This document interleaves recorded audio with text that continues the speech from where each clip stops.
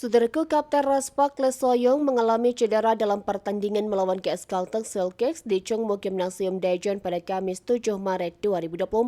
Cedera terjadi saat set kedua dimulai ketika ia dan rekan setimnya Jung Ho-young berusaha melakukan blok terhadap serangan keras dari pemain lawan Giselle Silva.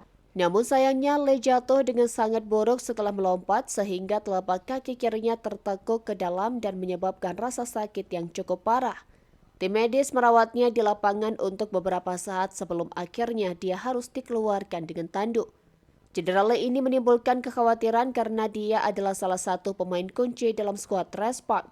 Meskipun demikian, rekan-rekannya termasuk Megawati Hanya Sri Pertiwi mampu melanjutkan perjuangan dan berhasil memenangkan pertandingan 3-0 yang membuat mereka mengunci peringkat 3 dan lolos langsung ke babak playoff. Untuk memastikan kondisi Lee lebih lanjut, Raspak telah menjadwalkan tes MRI untuknya pada Jumat 8 Maret 2024.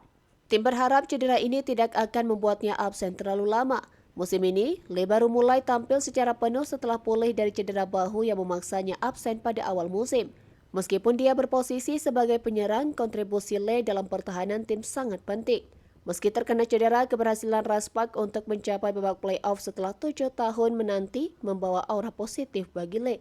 Pertandingan pertama mereka dalam babak playoff dijadwalkan pada Jumat 22 Maret 2024, 2 pekan mendatang. Harapannya, Lee akan segera pulih dan kembali membantu Raspak meraih kesuksesan dalam perjalanan mereka ke babak playoff.